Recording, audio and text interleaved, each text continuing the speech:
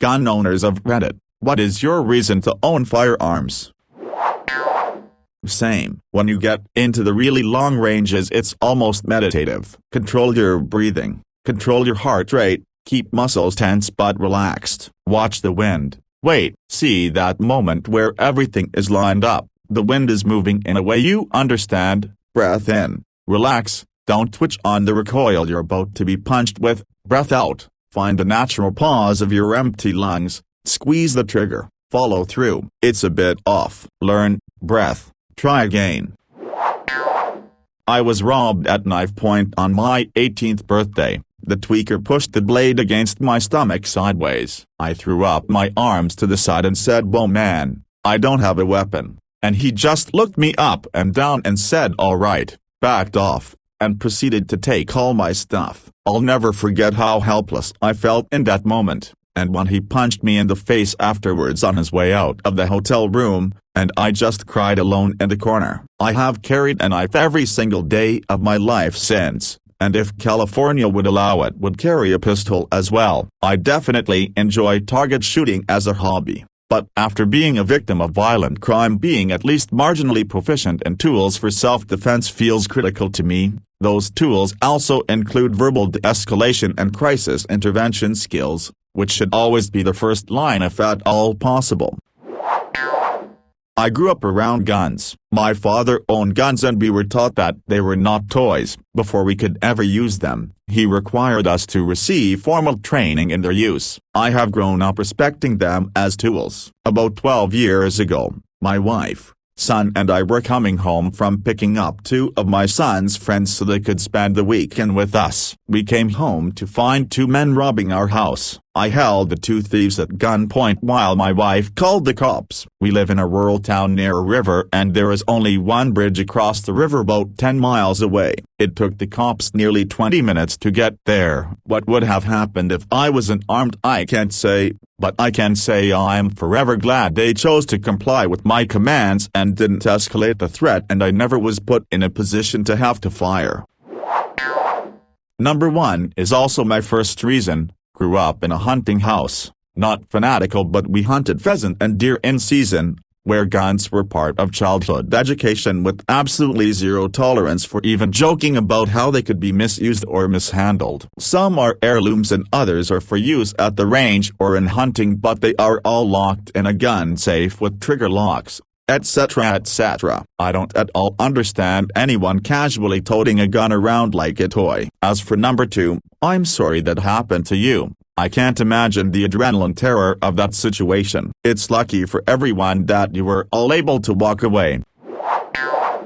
Self-defense. Where I live there are regular home invasions that sometimes result in death, and I cannot rely on police to arrive in time to protect me. By the time they arrive I will already have been dead for 20 minutes. Edit. Since this got a lot of interest I will provide some extra information. I live in South Africa, out on the plots on the outskirts of a city. These plots are small-scale commercial farms with dairy cattle, orchards, butcheries, animal nurseries, etc. Homes here are quite isolated and far apart. If you scream, your neighbors won't hear you. Even in the city suburbs home invasions are common. People will drive around and if they see a homeowner outside their property they will pull up, jump out, put the gun against the homeowner's head and make them take them into the house and disclose all their valuables, or they break in and catch the people inside off guard. A high school friend of mine lost his father in a midnight home invasion. His father was shot in the head in bed as he slept. Another schoolmate lost his grandfather when a robber climbed over the wall and shot his grandfather in their backyard. My cousin's ex-boyfriend was shot through the neck and killed by home invaders when he managed to untie himself and tried fleeing the house. They ran after him and just outside the front door they got him. And then on the street, rural dirt road, where I live, one family was held at gunpoint for 3 hours as their house was cleaned out. Just 4 houses away from me an old couple who own a bed and breakfast were tied up while the invaders cleaned out their house. One of them boiled water in the kettle and then poured it over the legs of the old man. This happened in 2019. When I was at university, I phoned one of my classmates right in the middle of a home invasion at his house. I phoned him because we were writing a test the next day and I needed some help understanding some of the math we would be tested on. He didn't answer the phone. Instead it was some angry-sounding guy who screamed at me over the phone at the top of his lungs, "I don't want to talk to you," and then hung up. I phoned the police thinking that someone had stolen my friend's phone, but never followed up. The next day at university my friend showed up with his leg bandaged. He told us about the home invasion. He was tied up with his mother. His father was overseas on a business trip. One of the criminals cut his calf with a machete. He managed to successfully escape to the neighbor's house though and phoned the police, and was told they were made aware earlier of a possible robbery at their address. By me. The police arrived not long after, but upon realizing that my friend had escaped, the invaders had left the property and so the police unfortunately did not catch them. Every so often you hear some good news, that a homeowner managed to successfully thwart an invasion by discharging their weapon. In a house 1 road away from me, a homeowner shot and hit an invader on their stairwell. The criminals managed to get away in a vehicle but there was a trail of blood leading down the stairs and outside the house. Hopefully the crook didn't make it and got dumped somewhere in a shallow grave by his accomplices. I inherited a shotgun and a pistol. Whenever I'm home alone the pistol does not leave my side and the shotgun is hidden in a place where I can quickly grab it but no one will be able to find it.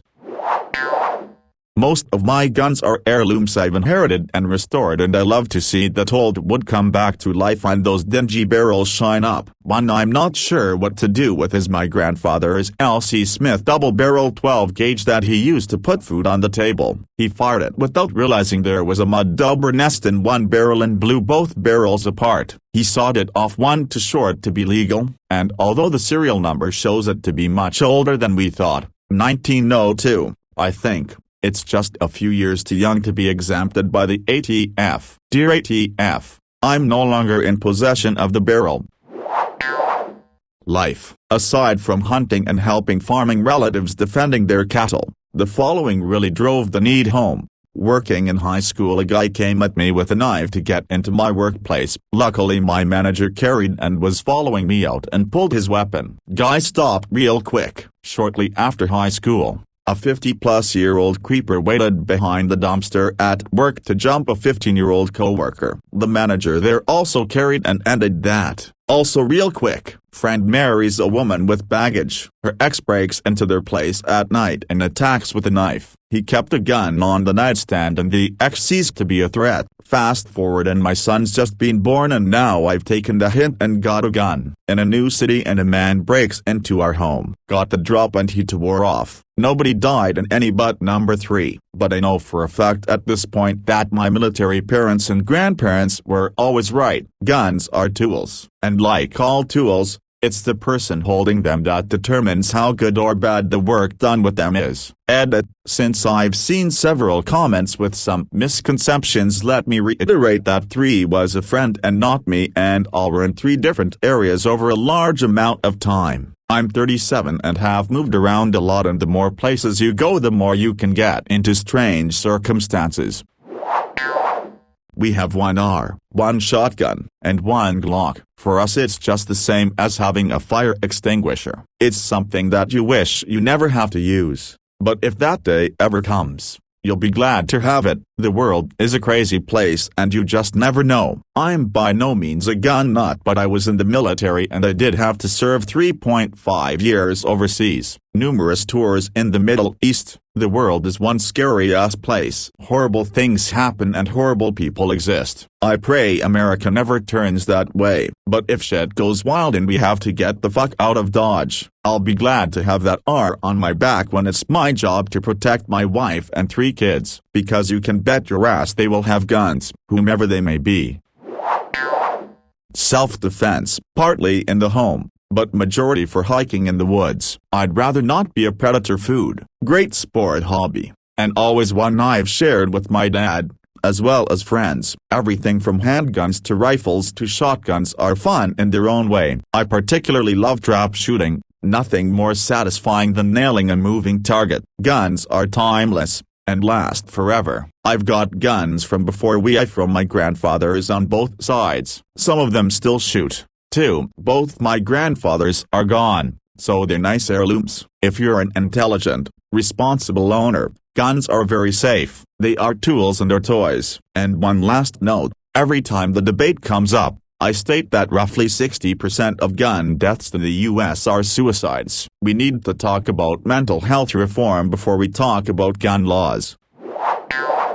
That last point is important. Even if you live in a big city, cops can take a long time to show up even if your call is literally you screaming that someone with a gun, knife is breaking into your house while shouting "I'm going to kill you." If you call because you think that someone shady is lurking on your property, it can be 20 to 30 minutes, and in the meantime that person might start to break into your house. Meanwhile you can't get back on with 911 to report that things have escalated. Nothing quite like getting hold music or a busy signal when calling 911 to make you think about getting a gun. Really, I've had that happen trying to call the LAPD. Then, if you live out in a rural area you might be 30 minutes away, at a minimum, from cops arriving regardless of the circumstance. Growing up my parents had a cabin in northern Arizona and the closest cops were literally a 40 minutes drive away. Can't really count on that help arriving to save you from man or beast.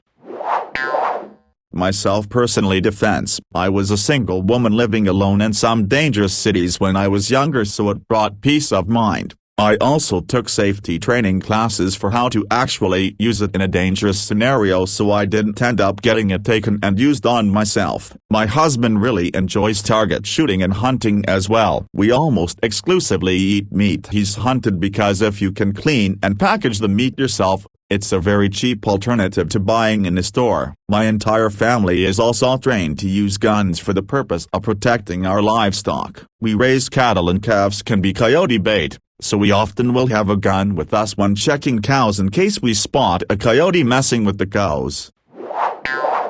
A few reasons, in no particular order. I like guns. I think they're cool, and I like shooting them recreationally. Self-defense. I'm lucky enough to live in a safe area, but even though our average police response times are good, I'm still not convinced it would take 9 minutes for someone to shoot/bludgeon/stab me to death were I ever unfortunate enough to find myself in that kind of situation. I hunt occasionally and it's the most efficient, effective, humane, and economical means of doing so. It's my right to, and I strongly believe in the importance of upholding our rights and maintaining firearms please in my culture. Some of my guns are historical, and while I'm not the biggest history buff in the world, I think it's important to preserve those artifacts of the past.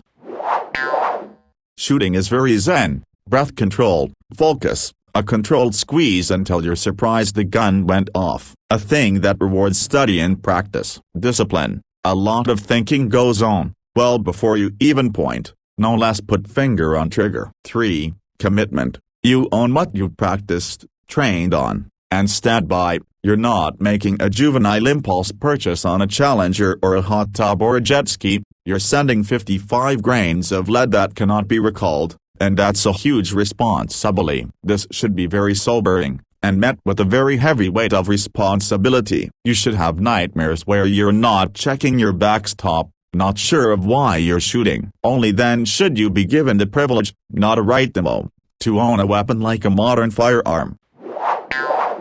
BC why not? I mean, if I'm allowed to own guns, why not? You never know what can happen on a day-to-day basis, so why not have a few guns to be prepared for the absolute shit hit the fan scenario where you have to defend yourself or your loved ones. I personally don't understand the people that say guns are bad. Guns aren't bad. The people using the guns are bad. Why act like all guns will just fire off randomly just because they're considered a weapon? Why not classify it as a defensive protective equipment? It doesn't have a negative connotation, and it's exactly what it should be, a type of protection. If you don't want to own guns or think guns are bad, please comment why. I'm actually curious about that mindset. I'm from the South, so I don't meet too many people anti-gun, so I don't get a chance for the insight and reasoning. Not that I'm entitled to it, just out of curiosity. Why are you against guns? Historical, cool, finely wrought machines. I enjoy tinkering and have repaired many firearms purchased as broken or malfunctioning. On the practical side, it's a sport and challenging to put 10 shots into a soda can-sized target at 100 yards. Hit a flying clay with a pattern of birdshot consistently or knock over a bowling pin with a pistol shot. America is a very safe country. I don't need firearms to be safe, but it doesn't hurt to have them, and none of my guns have ever taken a human life. I did have to put rabid skunk down with a .22 once.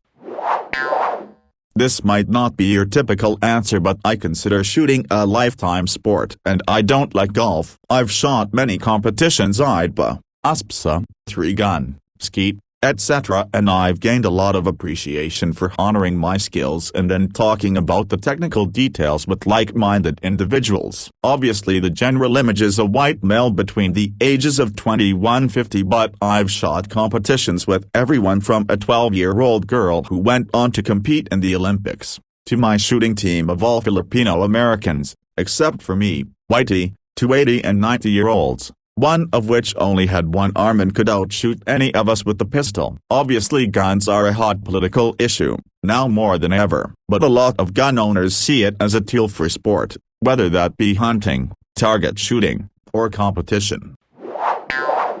About 5 years ago I, F-32, was traveling alone on a road trip, and part of it was on a desolate highway through Wyoming. I had to use the toilet and finally came to a rest stop. I pulled my truck right up to the front of the woman's bathroom door and took my firearm with me. When I got out of my vehicle it was deathly quiet. There were 4 semi-trucks in the lot pretty far away and I didn't see anyone outside, but I had this eerie feeling. It was in March, so it was pretty cold and I had a big jacket on. My weapon was concealed. Anyway, I go in and start doing my business. About midway through the main door opens and I hear footsteps. Mind you, it's quiet, so if someone were to pull up I would have heard it. The person slowly starts walking, so I peek under the booth and see a man's boots. They stop right in front of the stall I'm in and I can hear him breathing. I pull out my pistol, pull back the slide, and aim it at the door. Anyone who owns a gun can attest that is an unmistakable sound. Without either of us saying a thing, the man quickly walks out of the bathroom. My heart is pounding and I'm freaked out, thinking this man could be waiting outside for me. I had no cell reception. I quickly cleaned myself up and exited the building, gun in hand and drawn. The man who came into the restroom out of nowhere was gone like he'd vanished into thin air. I checked my vehicle before I got in and quickly got back on the road. The rest of the trip I only stopped at busy truck stops or gas stations. Another incident. A few months ago I was hiking with my dog and encountered a mountain lion. Thank goodness I had my pistol with me because my dog was terrified, but I was ready to protect both of us. We got away safely. I started to carry about 8 years ago when I was single and did a lot of things alone, being 5'4" and walking to my car at night after the gym, eating out, etc. It's scary to think that a person will try to overpower you, and not having a way to defend yourself can happen when you least expect it. To answer seriously, many reasons. Some guns for the history, some because they belong to my father and grandfather before him, on just in case the government actually bans them. When my son gets old enough to shoot, I'll teach him, and hopefully it will be a bit of a bonding experience, rite of passage as it was for me. I hunt, I target shoot with friends, I defend the chicken coop from predators. Truthfully, I doubt I'll ever need to use a gun for self-defense, but it's comforting to know I have the option. As for ever using guns to overthrow a tyrannical government, again unlikely, but it's partly a comfort to know I'm not completely helpless. And that politicians know the people aren't completely helpless too. They say that we'd be helpless with just small arms against the modern army. Well, maybe, but look at how things went in Afghanistan. I think people who wish for a new civil war, uprising are insane or just grossly ignorant of just how terrible of a thing that would be. Still, it's always a comfort to know we're not helpless. Depends on the gun. I've got a little .380 Browning Black Label for home and personal defense. I've got 2 shotguns, One is a SK-12 for competitions shooting and a Mossberg 590 Shockwave for the house. I have a Remington 700 for competitions shooting, and if the world goes to shit it'll work for hunting as well. I have a Uberty reproduction of the 1878 Cattleman 2 for history's sake. Impractical today, but a lot of fun on the range. I have a Henry Big Boy in the same caliber as the Cattleman, so I only need one type of ammo between them, which is important with the ammo shortage of today, because I figured I might as well flesh out the cowboy theme. I have a good, old-fashioned M1 Garand, again for history's sake. I also have a Glock 22 for competitions shooting. And, yes, I do have an AR-15 for a number of reasons. The first of which being it is similar to the weapon I carried for 21 years of my adult life. It's one I'm most comfortable with, KNW than most about, and can wield like it is an extension of my arm. The second is because when I was active duty military, I was lucky if I could get to the qualification range once a year, and marksmanship is a perishable skill. Use it or lose it. If I wanted to maintain my qualification, I needed to train on my own dime, so I bought a similar rifle and regularly took it to a range. The third reason is, even though I'm retired now, I can still be recalled to active duty at any time for any reason, and I feel it is my responsibility to ensure I can still meet the standards should that happen. And in case anyone cares, everything but the .380 is kept in a safe, and not even my wife knows the combination. I live in the country and maintain a large ranch. My husband is often away, and having a gun in the house makes me feel secure. The sheriff is not known for making quick trips. The neighbors have called before and it takes at minimum 20 minutes, during which time any number of things could happen. Aside from predators and meth heads, who have both been known to trespass with impunity, I love squirrel, rabbit and venison, which are all difficult to catch. I also process my own livestock, and since I don't raise them in confinement, a bullet to the brain is the quickest and most humane way to drop them. It doesn't require me to hold them down like a captive bolt gun does. Extremely stressful for the animal, not to mention virtually impossible when the animal in question is extremely strong and panics in confined spaces, and they literally never know what hit them. I've had to put down injured animals as well, which is horrible, but a well-placed bullet makes it less hard on both the animal and myself.